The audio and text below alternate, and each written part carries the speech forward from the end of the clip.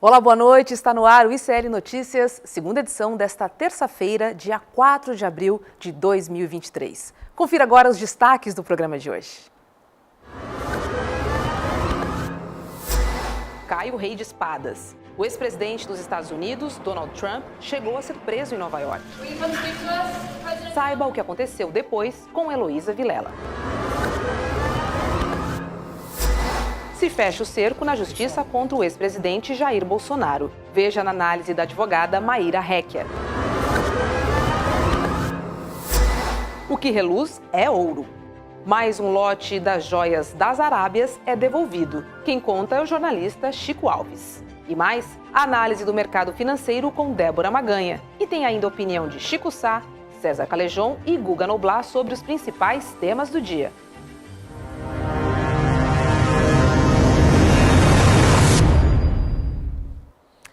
Olá, boa noite a galera do nosso chat. Nova York na linha, Maringá no Paraná, Recife, Rio de Janeiro e BH. Boa noite a vocês que já estavam aqui na salinha. Já tinha uma galera aqui esperando o ICL começar. Boa noite, César, tudo bem? Que bom, Rô. Boa noite comunidade ICL. É um prazer estar com vocês. Chico Sá, meu camarada, um prazer estar ao seu lado novamente. Vamos nessa. Vamos nessa. E boa noite, Guga Noblar. Hoje eu vou fazer chamada em dose dupla aqui na nossa tela. Tudo bem, Guga? Boa noite, minha querida audiência do ICL e meus queridos colegas de bancada. Já chamo logo Heloísa Vilela. Boa noite, Elô. Opa! Boa noite, pessoal. Estamos aqui agora, como vocês podem ver, direto de Brasília. Tá lindo esse visual, Elô. Vamos lá falar de Estados Unidos, apesar de você estar em Brasília, porque o ex-presidente dos Estados Unidos, Donald Trump, se apresentou hoje à justiça em Nova York no caso do suborno à atriz pornô Stormy Daniels. Trump se declarou inocente no processo, que apresenta 34 acusações contra ele, responderá em liberdade e é o primeiro ex-presidente dos Estados Unidos a se tornar réu por uma acusação criminal. Elô, explica pra gente como é que funciona esse processo nos Estados Unidos. Ele foi preso, está sob custódia, é um pouco diferente as coisas nos Estados Unidos do que a gente está acostumado aqui no Brasil, né? É um pouquinho diferente, sim. E, de fato, a gente pode dizer que ele foi preso. Tecnicamente, ele foi preso por alguns minutos, por alguns momentos, e depois ele foi, então, ouvir as acusações que pesam contra ele. Essa sessão no tribunal hoje era para isso, para ele tomar ciência do que ele é acusado. E são 34 acusações, como você disse, e o fato aqui não é o problema, o crime aqui não está no fato dele ter dado dinheiro a essa atriz pornô, a uma modelo da Playboy e a um porteiro de um edifício. O problema todo é que ele deu esse dinheiro para impedir que os eleitores ficassem sabendo dos escândalos sexuais, das aventuras sexuais fora do casamento que ele teve quando a mulher dele tinha acabado de ter o filho do casal. Então, para que os eleitores não soubessem disso, ele pagou a essas pessoas para que ficassem caladas. Esse é o crime. Então, ele vai ter que responder por esse crime num julgamento que provavelmente só deve começar no ano que vem. Agora, hoje, a gente acompanhou as imagens, o que aconteceu em Nova York, a cidade, o sul da ilha de Manhattan, cercada de segurança, um comboio de 11 veículos acompanhou a ida de Donald Trump do edifício dele, o Trump Tower, ali no centro de Manhattan, até o sul da ilha, onde fica o tribunal. E ele, todas as vezes em que apareceu em público, entrando de um prédio, saindo do outro, quase sempre ele levantou a mão, deu adeus e mostrou o punho, fazendo sinal de força, mas dizem as pessoas mais próximas dele que ele está muito irritado com tudo isso, mas vai ter que responder a esse processo. E o curioso é que é um ex-presidente que responde a crime. Isso nunca aconteceu na história do país. E o promotor encarregado do escritório da promotoria pública, o chefe da promotoria pública de Nova York, ele está sendo muito pressionado. E uma coisa interessante, diferente aí aqui do Brasil, é que o cargo de chefe da promotoria pública é um cargo eletivo. Então, dependendo do que acontecer nesse processo todo, esse promotor está com a popularidade dele também na corda bamba. E ele precisa dar uma resposta correta, justa, decente nesse processo para não desapontar, para não decepcionar os eleitores. Mas ele disse que é muito importante não normalizar comportamentos criminosos. Ou seja, ele disse que a ilha de Manhattan é o coração dos negócios do país e que por isso mesmo não pode permitir que um grande empresário se comporte e faça o que Donald Trump fez, esconder a papelada que comprovava esses pagamentos para não deixar vir à tona que ele pediu e gastou dinheiro para calar a boca de muita gente por causa das eleições de 2016. Aproveitar que o Guga está aí em Brasília também e perguntar como é que foi essa reação nas redes bolsonaristas e também da extrema-direita, Guga? Olha, quando acontece sempre uma história que é muito negativa para eles costumam se acovardar. E a reação muitas vezes é simplesmente tentar ignorar o assunto, até porque essa é uma estratégia de rede social, você não dá muita corda para aquele assunto para ver se ele logo se apaga. Mas está inflamado e quem está surfando em cima disso não é a extrema-direita, é a esquerda. A esquerda, sim, está batendo muito nessa história. E acho que o Guga também travou. O Guga travou, a gente teve um problema e eu acho a gente já vai retomar com eles. A conexão com eles. E o que eu acho que é importante explorar nesse momento, né, Rô, que as pessoas seguramente que nos assistem querem entender, é o quanto isso reflete na nossa política nacional. A gente sabe que o Bolsonaro está implicado com uma série de coisas e o Trump agora está, como a Elo muito bem pontuou, é o primeiro presidente americano a enfrentar um processo criminal. Ele suborna duas pessoas, ele suborna um outro porteiro que afirma que ele tem um filho fora do casamento. Então, uma série de coisas que correm contra ele, essas 34 acusações, não são 34 crimes diferentes, são 34 acusações que remetem ao mesmo crime de fraude fiscal, e a gente vai acompanhar isso ao longo dessa semana, porque o próprio Alvin Bragg, que é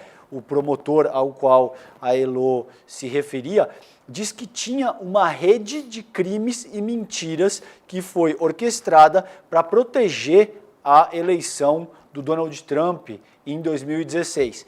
A gente já viu essa história, a gente já viu esse filme. Ao que tudo indica, o processo que está sendo investigado agora pela própria Polícia Federal, considerando a atuação do Torres na Bahia, é essa mesma estrutura que o Trump botou em prática para acobertar suas... Claro, dadas as devidas idiosincrasias e tudo isso, mas em ambos os casos parece que tem toda uma rede de mentiras que foi organizada para proteger as candidaturas presidenciais. Noblar, você quer recapitular o teu raciocínio, querido? Você nos ouve? Estou ouvindo, eu não sei em que ponto caiu. Para mim, de repente, aparece uma legenda aqui que caiu e às vezes eu estava falando há um tempo. Eu não sei em que ponto caiu, mas o que eu estava dizendo é dessa analogia. Quem está surfando em cima dessa história é a esquerda. A direita tá pianinho. Bolsonaro, caladinho, 10 horas atrás, o último post dele. Flávio Bolsonaro, Carluxo, Dudu. E todo aquele Gustavo Gayer, Nicolas Ferreira, essa turminha que é vista como porta-voz do bolsonarismo no Brasil, tá miudinha. Eles estão tentando deixar a história esvaziar. Claro que a esquerda está fazendo uma analogia do momento que o Bolsonaro está passando e o que o Trump está vivendo também, já que os dois estão enroscados, encrencados com a justiça. O Bolsonaro será ouvido amanhã na Polícia Federal. Então, a esquerda, sim, a Gleisi Hoffmann, por exemplo, falou que fez Twitter dizendo que está chegando a hora do Bolsonaro, tic-tac, tic-tac, Trump preso por 34 acusações criminais. Amanhã tem o Bolsonaro na PF. Aí tem a Sâmia Bonfim também, tem o José Guimarães, enfim, a esquerda sim está surfando em cima. O Dudu Bolsonaro, Eduardo Bolsonaro, que é o garoto propaganda do trumpismo no Brasil, que era o garoto propaganda daquele movimento reacionário tocado pelo Steve Bannon no mundo inteiro. Ele não, ele tá quietinho, a família dele tá quietinha, a extrema-direita tá calada. Mas é claro que essa história vai ser muito explorada pela esquerda aqui no Brasil, já que o Bolsonaro é visto como o Trump da América do Sul, né? Ele é o nosso Trump e também, enfim, está podendo, quem sabe, ser fichado em algum momento. Também, quem sabe, chegará a vez dele. Vai demorar mais. A gente sabe que está mais perto dele se tornar inelegível do que ser preso. Até ser transitado em julgado um processo contra o Bolsonaro, isso vai demorar anos, 2 anos. Porém, a vez dele também se avizinha para muita gente e o Trump é um exemplo disso. Mas assim, eu queria ver com a Heloísa o que ela está achando da repercussão.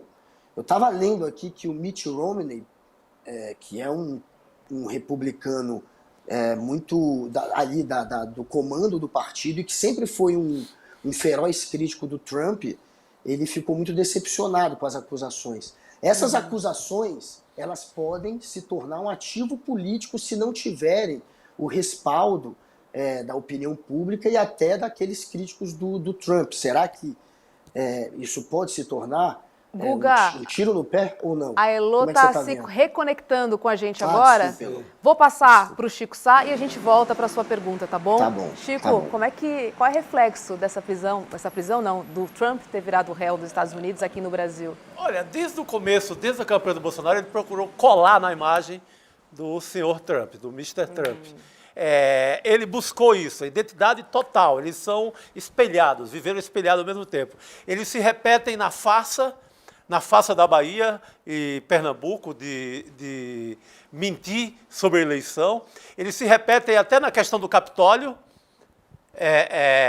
na tentativa golpista aqui. Eles se repetem em vários momentos e quis o destino que amanhã estivesse marcado o depoimento do Jair Bolsonaro. Os advogados tiveram um cuidado, um zelo especial, que foi devolver as joias que o Bolsonaro falou que não havia recebido, devolver hoje, porque eu acho que isso podia implicar, sim, numa prisão amanhã. Cadê as joias? E uma mentira, junto com a ausência do estojo de joias, do Rolex, poderia implicar, inclusive, numa prisão. Não sei por quanto tempo, mas poderia implicar numa prisão temporária. Então, não são coincidências. Nós temos aqui, nos trópicos, uma cópia do trumpismo. Cópia, se repetem em todas as mentiras possíveis. Guga, agora sim temos Elo entre nós. Você pode repetir sua pergunta, por favor? Elo, o que você está achando da... Tudo bom, Elo? Um prazer falar com você. O que você está achando da repercussão dessas denúncias que foram apresentadas há pouco? Eu vi que, por exemplo, o Mitt Romney se decepcionou. Ele, que é do Partido Republicano, que sempre criticou o Trump, acha que é frágil a acusação. Enfim, se a opinião pública... como é que você está vendo a opinião pública com relação às denúncias? A opinião pública está abraçando ou está achando frágil? Isso pode se tornar um ativo político para o Trump?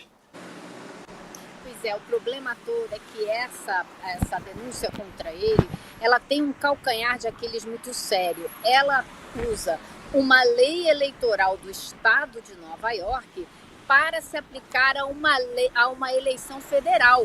Então isso, na hora que chegar no tribunal, pode ser um problema. É a lei do estado de Nova York que diz que você não pode fazer o que o Trump fez, esconder um pagamento para aliviar sua barra junto aos eleitores. Não é uma lei federal. E a gente está falando da eleição para presidente. Então isso pode ser um problema. Agora, a gente também tem a possibilidade de ver se atropelarem, além desse processo, virem também nos próximos meses os próximos processos, né? Porque o processo mais sério contra o Trump, opinião, são 2. O da Geórgia, que a gente tem aquele telefonema famoso, onde ele ligou para o secretário de Estado, pressionando o secretário de Estado a arrumar os votos que faltavam para ele ganhar do Biden no Estado. Esse processo, o júri popular já decidiu indiciar várias pessoas, mas a gente ainda não sabe quem serão as pessoas indiciadas, está tudo sob segredo. Então, Trump pode ser uma das pessoas indiciadas e deve ser. Se ele não for, vai ser uma surpresa muito grande, porque tem ele, pessoalmente, no telefone fazendo essa pressão. E o outro processo, é claro, o processo da tentativa de obstruir o processo o trabalho da justiça com aqueles documentos que foram encontrados em Mar-a-Lago, que agora veio à tona que teria um funcionário ou alguém do círculo do Trump dizendo que ele vasculhou aquelas caixas todas quando foi intimado a devolver.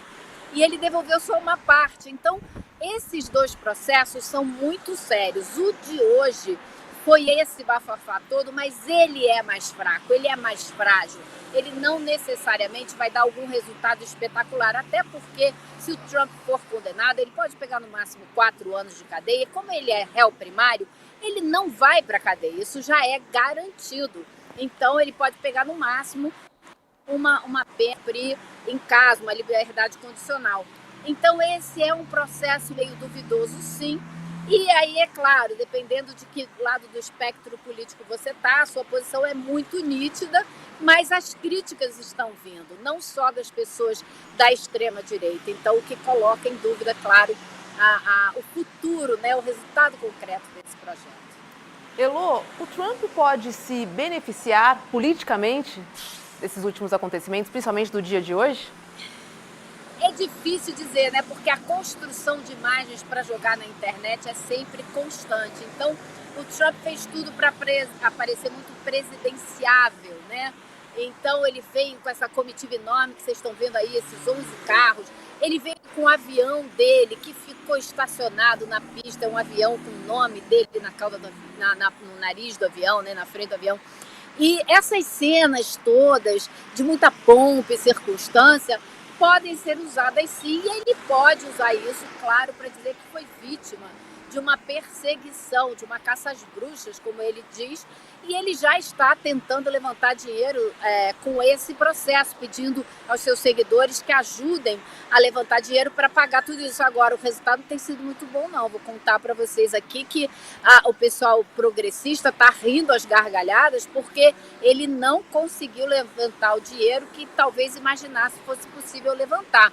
Os filhos dele já estão até vendendo uma camiseta com o que seria a foto dele, né, o chamado mugshot, aquela foto que você tira quando você é indiciado, que ele não tirou, mas fizeram uma camiseta com essa foto escrito inocente e já cobrando 35, 36 dólares por camiseta. Então, eles tentam se valer da situação de tudo quanto é jeito, né?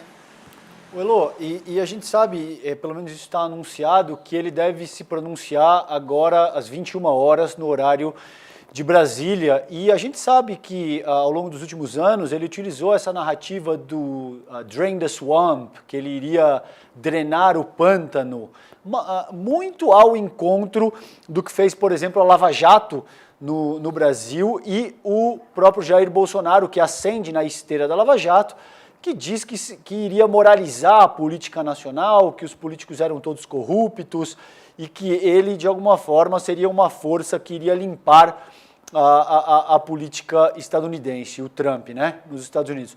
O que você espera, com base nesse indiciamento? Ele deve seguir essa mesma linha de raciocínio ou você espera um posicionamento relativamente distinto para logo mais às 21 horas, quando ele deve falar? Vai ser exatamente esse. Os filhos dele hoje já foram para a internet dizer que o juiz responsável por esse caso aqui em Nova York é parcial, porque a filha dele teria feito campanha para Biden e Kamala Harris. Então, eles já estão procurando uma maneira de minar o trabalho da justiça. Ele foi muito repreendido hoje, inclusive, no tribunal pelas críticas que tem feito. Mas eu acho que ele vai seguir nessa linha com certeza, que é o que ele sempre faz. Ele vai se dizer vítima de uma perseguição do Partido Democrata e, com isso, tentar continuar construindo a sua candidatura, porque ele já está em campanha para a reeleição, ele já andou fazendo comícios, né? Então ele vai tentar se reeleger e vai tentar fazer sim esse discurso da vítima, do homem que é perseguido. Agora, a gente não pode se esquecer que o promotor, que hoje é o chefe da promotoria de Nova York, já trabalhava na promotoria pública aqui de Nova York, quando essa promotoria moveu uma ação contra a Fundação Trump. e provou que ela era tão cheia de fraudes em 2018 que ela foi dissolvida, ela foi fechada, como a Universidade Trump também.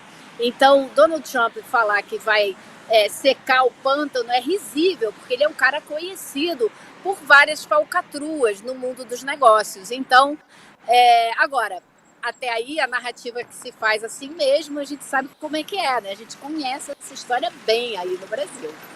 Pois é. Heloísa Vilela. Eu não me acostumo ainda de dizer aqui no Brasil. Eu vou dizer isso pra você. Sim, você está entre nós, E Elo. o Congresso ali, a paisagem fala um pouco aí, Elo. Obrigada, querida. Com certeza. Um beijo pra você, Elo. Tchau, tchau. Tchau, boa noite, Bem-vindo, querido. Elo. Nada como estar em casa e comer o nosso arroz e feijão todos os dias, né? Que bacana. Maravilhoso. Depois de tanto tempo de Nova York, Pois a é. Luísa Vilela, direto de Brasília, ao lado do Guga. Pois é, Guga. Pois Vai é. esbarrar Elô por aí, hein? Vou Deixa eu encontrar chamar. com a Lu aqui qualquer hora. Com certeza. Deixa eu chamar a advogada Maíra Réquia. Olá, Maíra, boa noite. Você também passou uma temporada em Brasília, né? Eu acompanhei você no Instagram. Boa noite, gente. Boa noite a todos e a todas. Sim, Rô, eu estava lá semana passada. Fiquei de terça a sexta-feira, no olho do furacão. Pois é. Boa. Bom, então vamos do enrosco de Trump para os enroscos de Bolsonaro, porque saiu hoje no jornal Folha de São Paulo. O TSE, que é o Tribunal Superior Eleitoral, concluiu a fase de coleta de provas no processo contra a chapa encabeçada por Jair Bolsonaro nas eleições de 2022. O caso pode levar à inelegibilidade do ex-presidente Bolsonaro.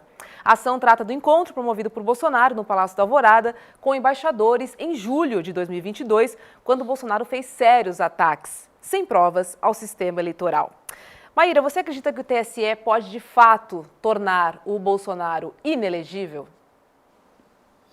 Eu acho que sim. Assim, é importante a gente começar pontuando que Bolsonaro não responde só a essa ação. Ele responde a 16 ações que tramitam no Tribunal Superior Eleitoral, que visam justamente apurar, né, por meio dessas ações que a gente chama de ação de investigação judicial eleitoral, um abuso de poder político, um abuso de poder econômico, o uso indevido dos veículos de comunicação social. Essa que é chamada aí como uma das mais graves, né, que tem ali a reunião dele com os embaixadores, que se eu não me engano está agora na fase de alegações finais e em seguida vai ser promovido o julgamento, mas que é essa que trata especialmente da reunião com os embaixadores para disseminação de fake news, para ataque nas urnas eletrônicas, ele se apropriando ali da sua função enquanto presidente da República para causar um desequilíbrio na corrida eleitoral, porque o que ele fez nessa oportunidade nada mais foi do que utilizar o seu cargo para chamar uma reunião institucional, né, ali enquanto presidente, para fazer campanha político-partidária e ainda atacar as instituições brasileiras. Foi nessa ação também que foi juntada ali a minuta de golpe, mas eu tenho sérias convicções e provas, ao invés de outros aí que só têm convicções, mas eu acho que esse processo ele já tem um número infinito de provas e indícios, né, no que diz respeito a esses abusos. Então, assim, a gente sabe que nunca na história do judiciário brasileiro um presidente ou uma presidente se tornou inelegível, né? Mas, fazendo um paralelo com as prefeituras municipais, quando a gente está muito habituado aí também que prefeitos às vezes escorregam na legislação eleitoral e acabam cometendo algum abuso, em casos muito menos graves a gente já viu prefeitos municipais terem seu registro cassado ou então ser declarada a inelegibilidade por condutas que passam muito longe desses abusos do Bolsonaro. É importante a gente frisar que a maior parte dos abusos que ele cometeu diz respeito a um derrame de dinheiro público na população brasileira às vésperas da eleição, né? Então isso causa um franco desequilíbrio também na corrida eleitoral. Diz menção a esse abuso de poder político, quando ele chama essas reuniões que seriam reuniões institucionais, ou então utiliza a máquina pública para benefício próprio, para ter algum tipo de vantagem na corrida eleitoral, e é justamente essas condutas que o artigo 22 da Lei Complementar 64/90 veda. Então, você tem que ter uma regularidade democrática para que as pessoas tenham a mesma condição ali de disputar a eleição. Mas Bolsonaro esquece disso tudo, comete todo tipo de abuso e deu no que deu, está respondendo aí 16 ações no Tribunal Superior Eleitoral.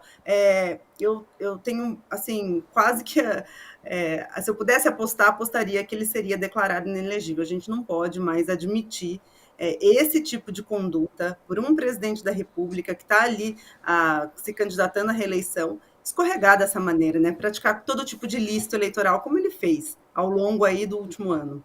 Exato. E a gente tem, ao que tudo indica, né, Maíra, é um prazer falar contigo, obrigado por aceitar o convite do programa novamente. A gente tem um placar de 5-2, pelo menos, isso é o que estava circulando, né, na imprensa, que seria um placar aí de 5-2 a favor da condenação. E caso, é isso que eu gostaria de entender contigo, porque acho que é importante para a nossa audiência. Quais são as implicações imediatas caso ele seja condenado a partir da semana que vem? Ele fica inelegível por quanto tempo? Como é que isso se dá? Tem alguma implicação na seara criminal? Faz um panorama para a gente, por favor, do que acontece caso ele seja de fato imputado com esse crime.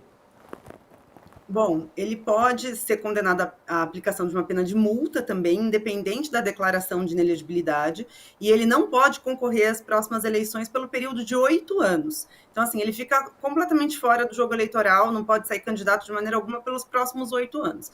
Nada impede que, uma vez verificada também a ocorrência de crimes eleitorais, e aí pode ser tanto nessas ações de investigação judicial eleitoral, quanto nas outras inúmeras representações também, porque, na realidade, a gente tem algumas classes de processo. Então, o que nós estamos tratando aqui, que vai atrair a inelegibilidade, se for julgada procedente, essas demandas, né? Ou seja, se aquelas pessoas que representaram conseguirem ganhar essa ação e Bolsonaro perde, caso ele perca essas ações, vai ter a declaração de inelegibilidade e aplicação de multa.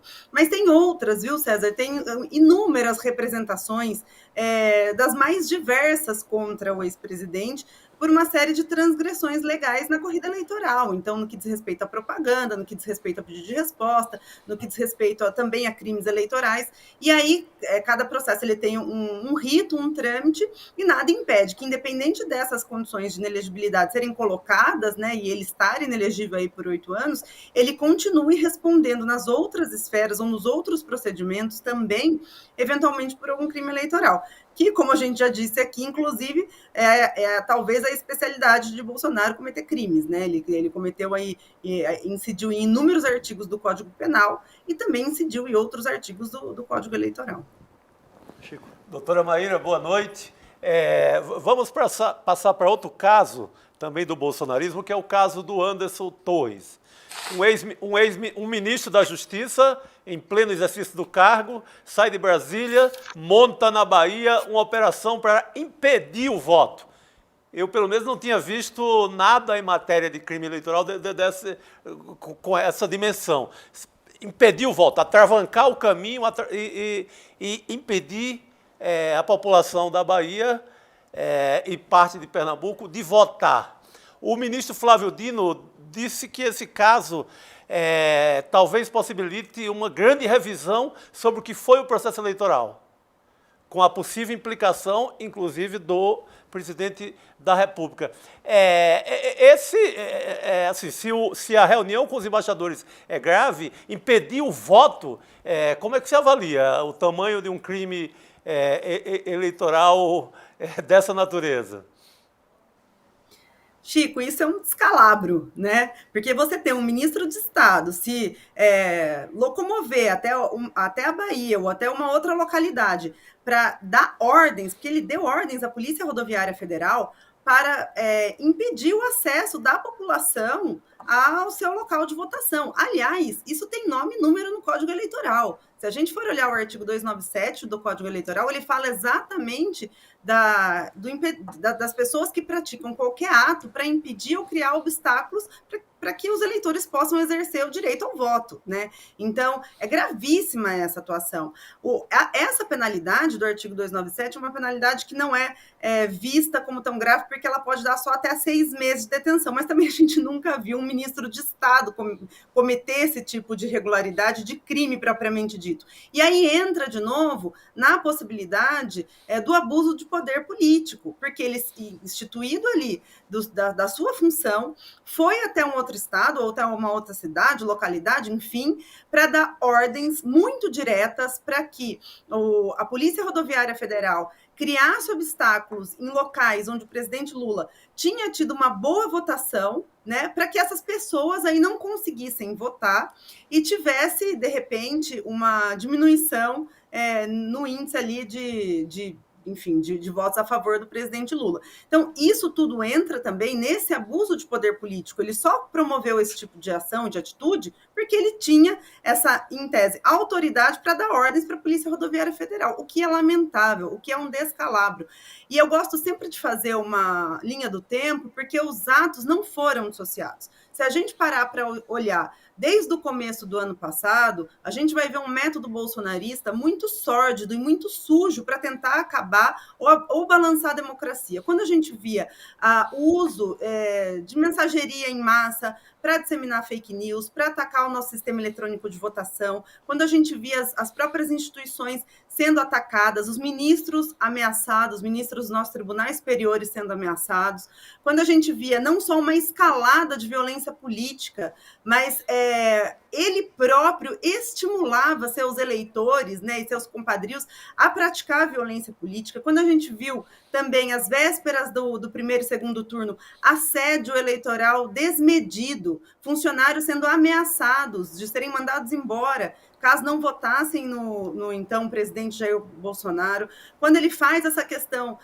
de manobrar, né, as nossas instituições, despencar ali um efetivo da Polícia Rodoviária Federal para impedir o acesso ao voto, quando ele não reconhece o resultado das eleições, quando existem os ataques ali no dia da diplomação do presidente Lula, e depois o que culmina aí no fato mais grave, assim, então a gota d'água, que foi os atos golpistas de 8 de janeiro. Então, assim, é um método do bolsonarista que visava corroer a nossa democracia, né? Então, quem que era sempre beneficiário desse tipo de discurso ou desse tipo de conduta? Era, então, o presidente Jair Bolsonaro. Então, para além da responsabilidade de Anderson Torres, que, assim, ultrapassou todos os limites possíveis e imagináveis de uma regularidade, né, do que se espera para o decoro para aquele cargo, é fato que quem se beneficiava disso era Jair Bolsonaro. Então, fatalmente, tem a digital dele também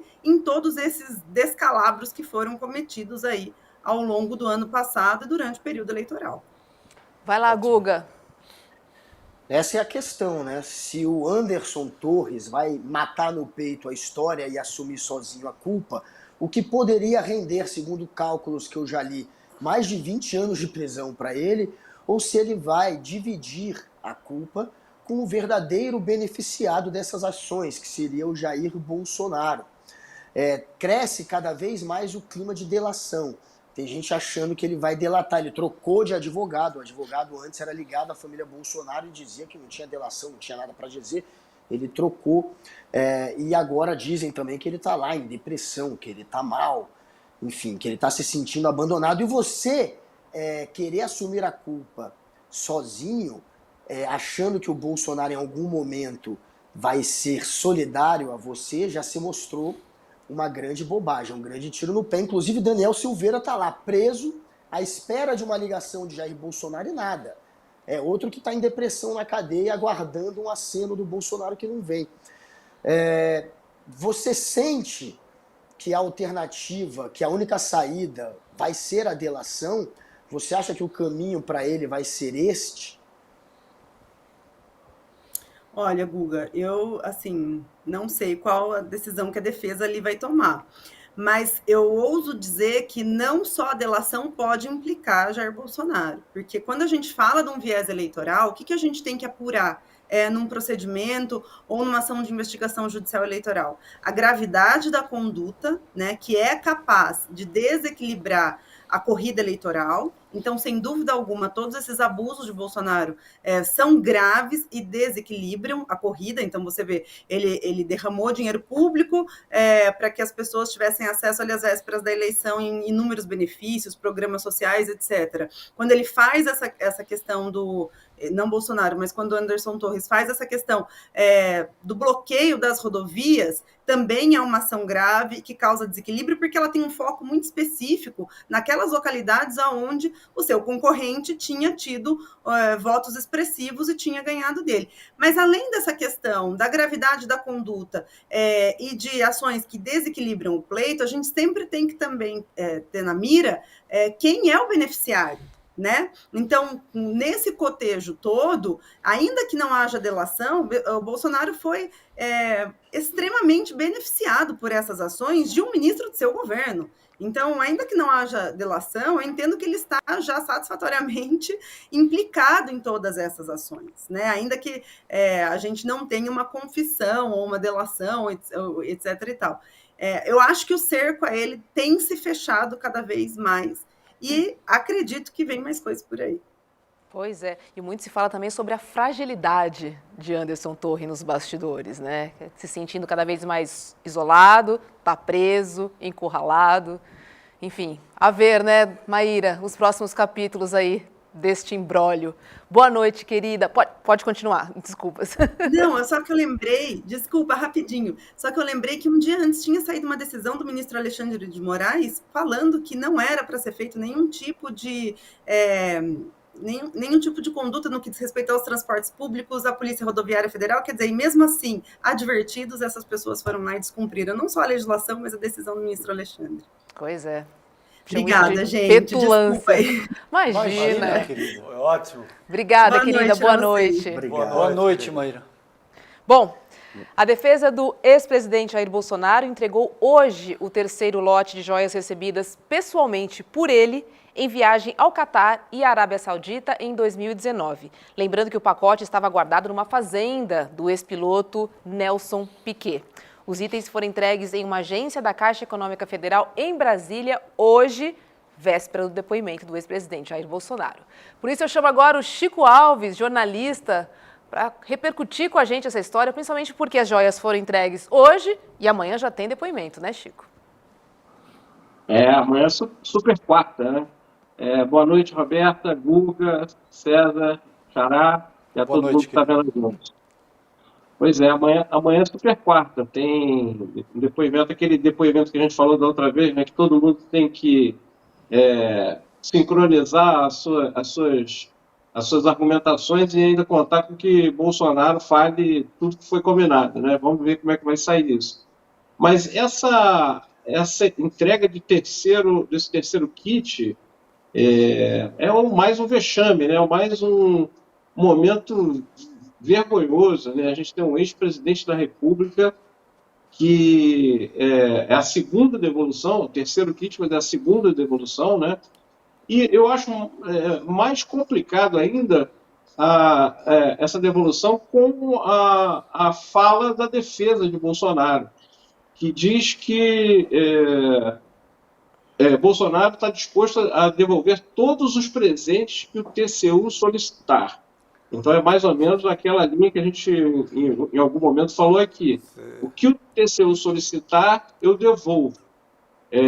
E o que não solicitar, mesmo que seja legal, fica comigo. Porque, na verdade, o que a Bolsonaro e a defesa tinham que fazer era uma grande varredura, uma grande triagem para saber se tem algum outro presente desse valor, nessa monta, e devolver logo. Assim, não tem mais como dizer que não sabia. O Brasil todo sabe que presente desse valor não pode ficar de posse pessoal do presidente da República, tem que ir para o acervo da presidência. Então, se aparecer um quarto kit, então esse argumento já não vai valer mais. Mas Só me faltava. Só me faltava essa. O Não, pior é que isso pode ser não, verdade. Eu não duvido, hein? O pior Eu é não que pode duvido. ser A gente pode até fazer um bolão de quantos kits. Quando a defesa fala uma coisa dessa, Tudo é a defesa possível, né, diz que Chico? pode devolver todos os presentes que o TCU solicitar. Ou seja, já devolveu alguns e poderá devolver alguns outros no futuro.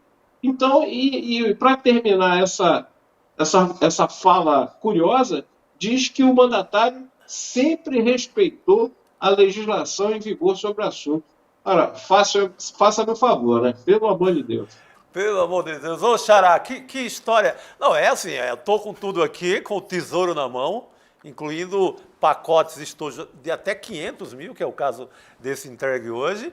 Se descobrirem e o TCU pedir, eu entrego, mas vou ficar na moita. Agora, o louco, Chico, é que esse mesmo ex-presidente e o seu entorno foram bastante zelosos, cuidadosos, criteriosos para devolver a parte que não tem valor nenhum, que são cartas, que teria ali, será, um valor histórico. Se bem que em caso de Bolsonaro, não acredito que uma carta dele tenha valor nenhum.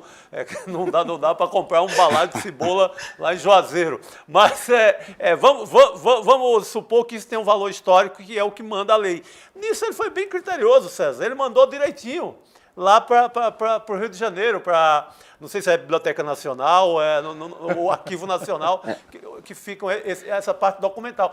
Muito cuidadosos. Agora, não, o resto que tem valor, o que brilha, o que reluz, e que é ouro e que é diamante... Fica no escuro, né? Se algum repórter descobre, se alguém chega na casa do Piquet e acha mais alguma coisa, eu vou lá e entrego. Aliás, uma pergunta que eu faço da forma mais ingênua possível. Por que não houve nenhuma batida na casa do Piquet? Se sabe, se é de conhecimento mais do que público, que tudo isso está lá. E o acervo pessoal? Exatamente. São 2 lugares ali, ó, que todo mundo sabe, conhecimento de todos, né? Que é o que caracteriza a receptação, inclusive. Receptação. Né? Esse é um crime tipificado, então, de fato, é de se questionar por que isso ainda não foi feito. É uma pergunta retórica. A gente sabe que não foi feito porque envolve figuras poderosas, que têm muito domínio da cena política e tal. Agora, tem uma questão que eu quero explorar aqui com vocês, que é o seguinte.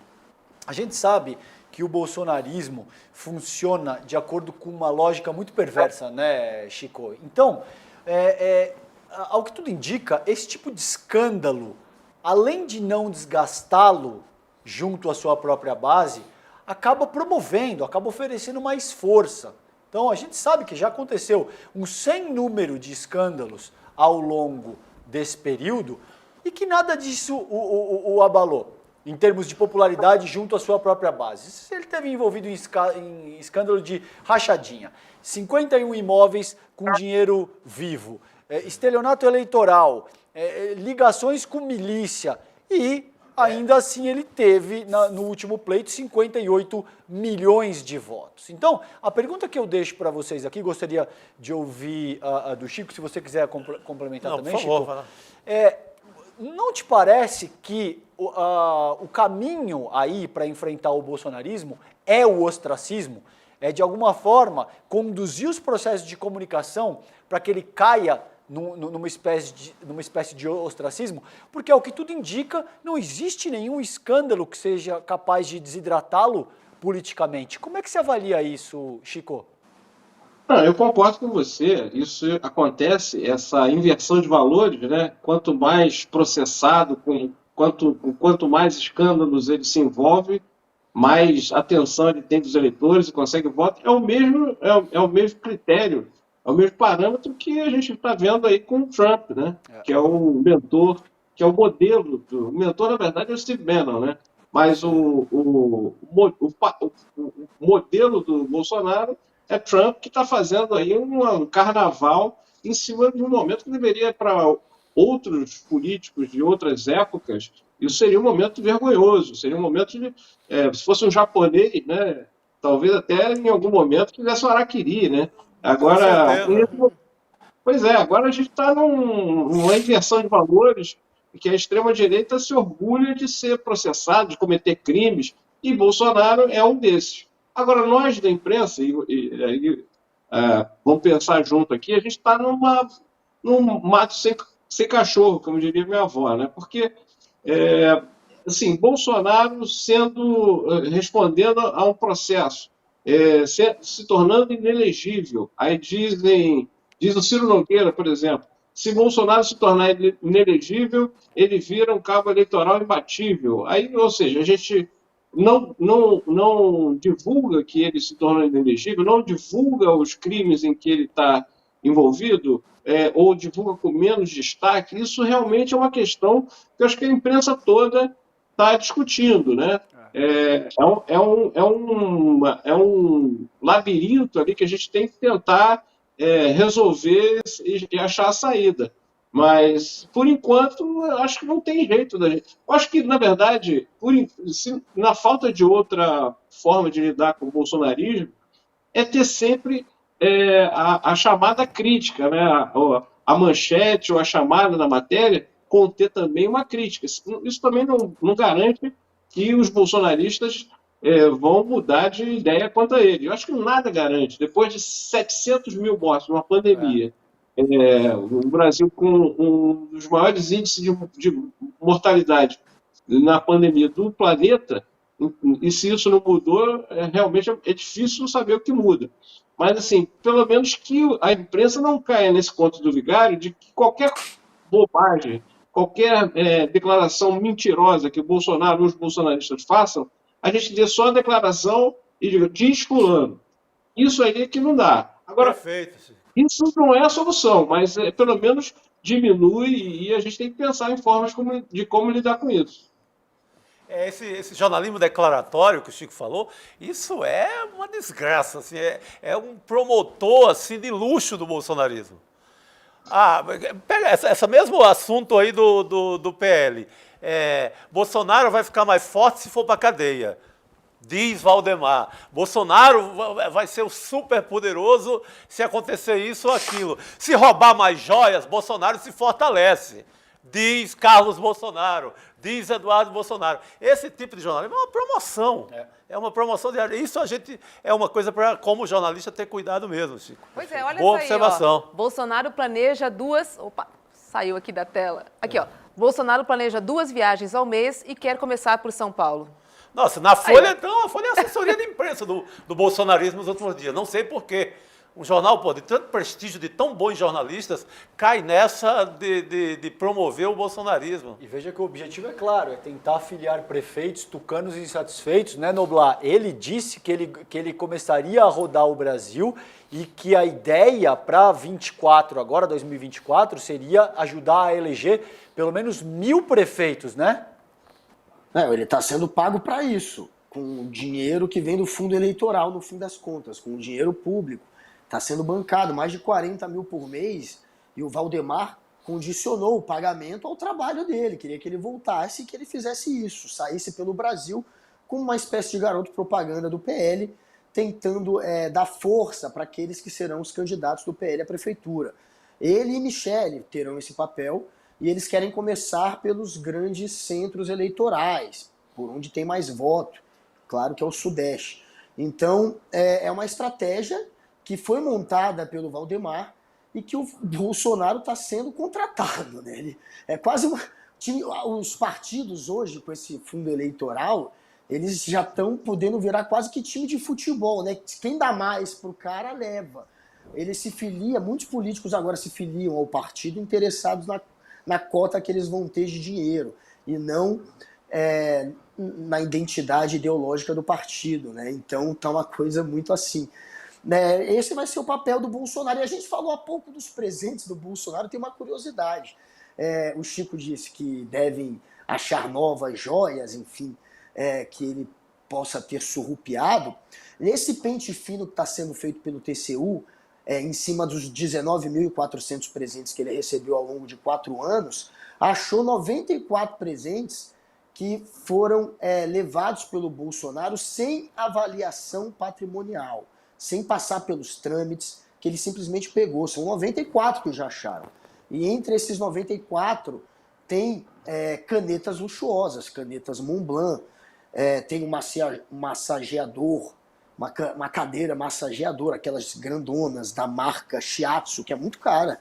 Tem espingardas semiautomáticas que ele não poderia ter levado. Tem até, gente, um busto do jogador Mané Garrincha, com a camisa do Botafogo, que eu não sei por que ele levou, já que ele se diz palmeirense. E tem também uma escultura do Arcanjo Miguel. Então, tem coisa que ele levou, e esse pente fino do TCU vai obrigá-lo, de fato, a devolver mais. E, enfim, vai ter muito batom na cueca ainda pra gente mostrar aqui no ICE. Pois é, pois é. Parece que pode aparecer um kit aí preciosíssimo, que é de livros do Jorge Luiz Borges, do Machado de Assis e do Chico Sá. Será que aparece um desses? Eu acho que não. Sobrou pra Ele você. já teria tocado fogo, viu, Chico? Livro não é com ele, não. Ele já dispensou os livros, né? Ele já dispensou os livros e ficou só com o que brilha, né? Exatamente. Exato. Ele gosta de joia. Tem que ter valor, gente. Tem que ter valor. Senão, Chico nada. Alves, obrigada. Uma boa noite para você. Boa noite, Roberta. Boa noite para sua tia também, não esqueci dela, não. Boa Boa! noite. Esse é uma grande personagem, Chico. Vamos Titia fazer é uma nosso termômetro. atualização, Rô, exato. Exatamente. Um Boa noite, beijo. Sérgio. Boa noite, Tica. Valeu, Todo mundo que Chico. está dando. Valeu, querido. Até Um mais. beijo. Tchau, Será? tchau. Deixa eu mandar um beijo pra Tia Fá, porque eu contei, né? Agora ela também assiste CL, não assiste inteiro, mas pelo menos uma parte. Não, tá de parabéns pelas mudanças, Exatamente. Devagarzinho Exatamente. a gente vai chegando. É. Vou começar com destaque hoje, porque sou fã, amante do voleibol e fiquei indignada, né? A Comissão de Ética do Comitê Olímpico Brasileiro deu 90 dias de suspensão para o Wallace, ou seja, dia 3 de maio ele volta a jogar. E ele só poderá defender a seleção brasileira em 2024. Então teve a suspensão de 1 ano. Detalhe, o Wallace já se aposentou da seleção brasileira. Então, assim, Que beleza. Alguém que ameaçou dar um tiro incitou o crime. com uma arma na mão. Com uma arma na mão.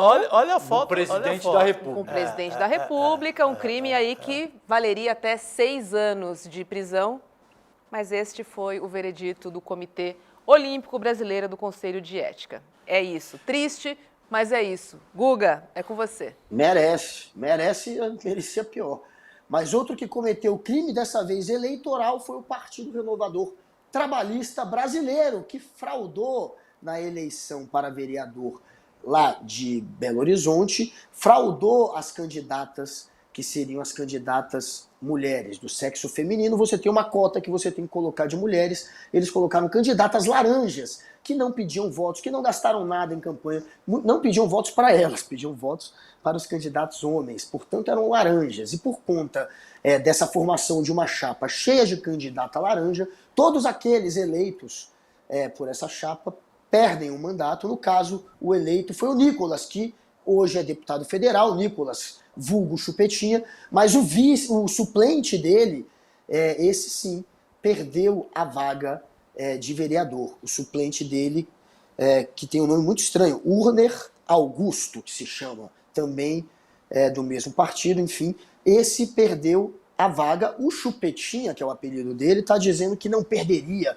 porque teve votos suficientes para se eleger sem depender da chapa, mas essa é a explicação dele. Tudo que eu li mostra que ele, se tivesse ainda no cargo de vereador, também ia rodar. E agora eles vão ter que colocar novos vereadores na casa, vão ter que fazer um novo cálculo de como foi a votação passada. Mas é mais uma encrenca onde aparece o nome dele, Nicolas Ferreira, esse que o Valdemar da Costa Neto, o presidente do PL, quer que seja o próximo Bolsonaro. E está começando bem, está se metendo em crime eleitoral, então está seguindo os passos do Bolsonaro. Vai lá, Chico, você. Caramba, eu volto para Nova York, habitada tanto tempo pela Elô, para falar de um personagem que estava lá, fazendo a festa, tentando promover, levantar a galera trumpista, que é o deputado Jorge Santos, deputado americano, filho de brasileiros, esse sujeito aí, Jorge Santos. Ele foi fazer o circo dele lá, mas, assim como o Trump, o ídolo da vida dele, além do Bolsonaro, porque ele também tem um pendor bolsonarista, a Câmara dos Estados Unidos o investiga simplesmente por falsidade sem fim. Ele mentiu sobre toda a biografia dele, todos os cursos que ele disse que fez. Ele é enrolado no Rio de Janeiro, em Niterói, em lojas de sapato, comprou sapato com cheque sem fundo. Então, é esse personagem, a fina flor do trumpismo e do bolsonarismo, que estava lá, viva Trump hoje, na frente do tribunal em Nova York. Siga o mestre. Vai lá, Calejão, é contigo. Siga o mestre. Bom, eu vou destacar essa última fala do ministro Fernando Haddad, no qual ele diz que ninguém é dono da verdade, ele se organiza de uma forma muito humilde e ele diz que, abre aspas, a sensação que eu tenho é que ninguém aqui se coloca como dono da verdade. Estamos aprendendo com quem está estudando o assunto e quando formos decidir a meta da inflação dos anos subsequentes, vamos levar em consideração as opiniões. O Haddad é uma pessoa que eu respeito profundamente, com a qual eu tive muita interlocução ao longo dos últimos 2 anos, mas fica aqui a minha crítica. Eu gostaria de ver uma postura um pouco mais altiva e assertiva, Rô, porque eu acho que, por exemplo, o que a gente vê quando a extrema-direita está no poder, eles agem como um trator. Você não viu, por exemplo, o Paulo Guedes adotando nenhum tipo de postura minimamente humilde nesse sentido. Obviamente, eu não estou propondo que o Haddad haja dessa mesma maneira, mas eu também acho que o tempo para o governo resolver essa questão da taxa de juros está se esvaindo. E está se esvaindo rápido. Então, se a gente não for capaz de contornar isso, no máximo daqui a 6 meses, o governo federal vai começar a ter toda sorte de problemas, porque a economia não cresce e se fortalece a narrativa de que o PT não sabe lidar com a seara macroeconômica e que, portanto, quebrou o Brasil. Foi a principal narrativa utilizada no período pré-bolsonarista. O que está em jogo aí é extremamente sério e eu acho que o momento exige uma postura um pouco mais assertiva do Haddad, que é uma pessoa pela qual eu tenho profunda admiração, respeito demais, mas eu acho que fica aqui a minha crítica nesse sentido. Tá certo, Calejão, estamos contigo. Muito bem. Guga Noblar, obrigada, boa noite para você, até amanhã. Até amanhã, galera. Tamo junto. Boa noite, Guga. Tchau, Guga. Valeu. Agora é hora de ICL Economia com Débora Maganha, que vai contar pra gente como é que foi o fechamento do mercado no dia de hoje. Boa noite, Débora. Prazer sempre receber você aqui. Boa noite, pessoal. Boa noite para vocês que estão aí em casa. Olha, hoje o dia foi morno e a gente não teve nenhuma divulgação de indicadores que mexessem com o mercado. Então, pessoal, o foco voltou para os detalhes do arcabouço fiscal. Mais cedo, a Simone Tebet falou em Brasília, enquanto o Fernando Haddad era esperado num evento do mercado financeiro já mais para o fim do dia. O discurso do Haddad, mais uma vez, acenou para Faria Lima, mas o ministro da Fazenda não deixou a oportunidade passar e criticou os juros altos no Brasil. E também disse que está trabalhando para estabelecer uma harmonia com o Banco Central. Mesmo que o dia tenha sido bom, não tenha sido bom para as commodities, nem para as ações de grande peso do índice, o Ibovespa conseguiu recuperar parte das perdas de ontem com os bancos e as ações de consumo afastando o mau humor e contribuindo com esse movimento de alta visto hoje.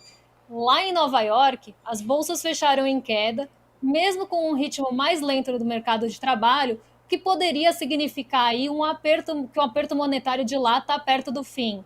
Apesar dessa expectativa por esse aperto monetário mais brando, que podia ter levado as bolsas para o terreno positivo, os mercados fecharam em queda por lá. Isso aconteceu hoje porque o preço do petróleo não subiu que nem ontem e as empresas ligadas ao setor passaram por uma correção de preços depois de subirem bastante na segunda. Nos Estados Unidos, as encomendas da indústria também decepcionaram e acabaram ficando abaixo do esperado e o setor industrial por lá caiu e contribuiu com o dia negativo. Tá certo, Débora. Obrigada, querida. Até amanhã. Obrigado. Um beijo. Até amanhã. Amanhã eu tô de volta. Um beijo para vocês. Obrigado, um beijo, querido. Dia morno. É isso aí. Dia tranquilão, morno. né? Tranquilão. É isso, né? Sem picos. Nada de subir, nada de descer. A Simone Tebet, ela falou também uma coisa interessante, que o arcabouço era a bala de bronze. A bala de prata é a reforma tributária. Mas eu creio que a bala das balas é derrubar esse juro. Mas deixa eu só fazer um parênteses aqui do que me incomoda nessa dinâmica, é que eu vejo o governo federal, quando você usa esse tipo de termo, o Edu Moreira colocou isso com muita propriedade, fazer dever de casa, utilizar bala de bronze, bala de prata, parece que o governo federal está refém do Banco Central. Sim. E ainda que esse seja o caso, os ministros não podem ser condescendentes com essa postura. Você não pode se articular como se, não, estamos fazendo toda a nossa lição de casa e vamos utilizar uma última tentativa de bronze e depois de prata para... Sim, e de alguma forma... o tempo engole uma gestão de governo. Exatamente. Então as pessoas precisam ser um pouco mais assertivas e um pouco mais firmes no sentido de denunciar isso e de colocar as cartas na mesa. Porque está se armando uma bomba que vai explodir no colo do governo daqui a pouco. Lembrando que a população é a favor, né? Exato, dessa crítica. 80%, segundo o Datafolha. Exatamente, segundo o Datafolha. Então, a população já está ciente, Muito está bem de lembrado, olho. Rô. Então, é hora, né? Junta todos os ministros. População que junta o votou em governo Lula, federal. não em Campos Neto. Exatamente. Bora, galera. Vamos derrubar esses juros. Precisamos, é urgente. Por favor. Amanhã tem ICL primeira edição, às 8 horas da manhã, com Vivian Mesquita, Edu Moreira e William De Luca. E às 8 horas você já sabe que tem um encontro com a gente aqui no ICL, segunda edição. Beijo, César. Beijo, Chico. E amanhã, deixei para o finalzinho, tá? Tem a estreia do Desperta ISL com Leandro Demore. No Maravilha, estúdio imperdível. incrível. Opa, não Segunda, era não? isso. Na segunda-feira? Não, não era isso. Deixa eu ver o que na notícia é segunda-feira essa. que vai ao ar. Não peguei essa informação. Segunda-feira, 7 horas da manhã, e a gente inaugura o programa Desperta, não é isso, produção? Com o Leandro Demore, agora chegou 7 aqui. horas da manhã. É Que isso aí. bacana, mais um programa. Chegou aqui, gente. Olha só, se preparem porque amanhã teremos a participação de Leandro Demore com uma bomba exclusiva, uma investigação que envolve gente grande. Vem coisa quente por aí. Meu Deus. Maravilha, imperdível. Amanhã o dia tá quente, vocês não podem perder. Estaremos aqui esperando essa audiência maravilhosa. Tá certo, então. bacana. A gente se encontra amanhã. Um beijo, boa noite a todos. Tchau, tchau. Fiquem bem. Boa noite, gente.